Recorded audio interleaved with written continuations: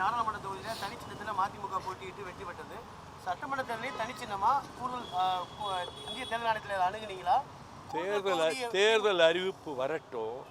நான் போகிற ப்ரெஸ் மீட்லேயே சொன்னேன், தேர்தல் அறிவிப்பு வரட்டும். திராவிட முன்னேற்றக் கழகம் பேச்சுவார்த்தை குழு அவர்கள் அமைப்பார்கள்.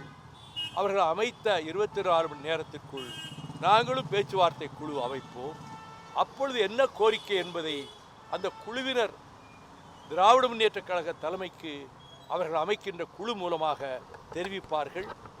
அப்படி பேச்சுவார்த்தையின் மூலமாகத்தான் இது பற்றிய இறுதி முடிவை நான் சொல்ல இயலும்.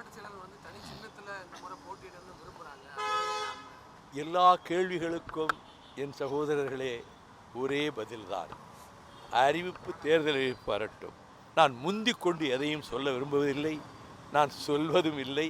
ஆனால் தேர்தலில் முடிவு எப்படி இருக்கும் என்று கேட்பதற்கு திராவிட முன்னேற்றக் கழகத்தின் தலைமையிலான மதச்சார்பற்ற முற்போக்கு கூட்டணி, இந்தியா பிளாக்கிலே அங்கம் வகிக்கின்ற கூட்டணி மகத்தான வெற்றியை பெறும். திராவிட முன்னேற்றக் கழகம் மாண்புமிகு தளபதி ஸ்டாலின் தலைமையில் தனிப்பெரும்பான்மை பெற்று 26 தேர்தலுக்கு பின்னரும் இந்த திராவிட மாடல் அரசு தொடர்கிற வகையில் ஆட்சி அமைக்கும் என்பதை நம்பிக்கையாக தெரிவித்துக் கொள்கிறேன். திமுக கூட்டணியில் ஒரு தொய்வு இருக்குன்னு நினைக்கிறீங்களா? ஐவர் குழு காங்கிரஸ் அமைச்சு கிட்டத்தட்ட 2 மாசமா காத்திருக்கோம். இது வரைக்கும் தொகுதி பங்கீட்டு குழுவே திமுக அறிவிக்கவே இல்லை. அப்புறம் காங்கிரஸ் விமர்சனம் வைக்கிறது.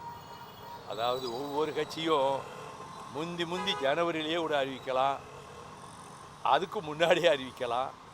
ஆள்கிற கட்சி எந்த நேரத்தில் அது பற்றி அறிவிக்கணுமோ அப்போ அறிவிப்பாங்க. அதுக்கு நாங்கள் ரியாக்ட் பண்ணுவோம். ஒரு உரசலும் இல்லை, விரிசலும் இல்லை. நிரந்தரமான ஒருங்கிணைப்பும் தோழமையும் திராவிட முன்னேற்றக் கழகத்தின் தலைமையிலான கூட்டணியில் பரஸ்பரம் நிலவுகிறது என்பது என்னுடைய கருத்து. அதிமுக பொதுச் செயலாளர் திரு எடப்பாடி பழனிசாமி உங்க மீது விமர்சனம் வச்சிருக்காரு. திமுக மீது மதிமுக பொதுச் செயலாளர் வைக்காத விமர்சனமா? நானும் டிடிவி இந்தியாவிலே உள்ள எல்லா கட்சியும் ஒரு கட்சியை இன்னொரு கட்சி விமர்சித்ததும் பின்னொரு கட்டத்தில் அவர்கள் தோழமை கொண்டு கூட்டணி அமைத்ததும் இந்தியா பூராவிலும் நடந்து வந்திருக்கிறது, தமிழ்நாட்டிலும் நடந்து வந்திருக்கிறது. நாங்கள் 2015 உயர்நிலை குழுவையும் மாவட்ட செயலாளர் கூட்டத்தையும் கூட்டி நீண்ட ஆலோசனைக்கு பிறகு திராவிட இயக்கத்துக்கு எந்த ஆபத்தும் வரக்கூடாது, ஆக அதுக்கு தலைமை தாங்குகிற திராவிட முன்னேற்றக் கழகத்திற்கு எந்த விதமான பங்கமும் ஏற்படக்கூடாது,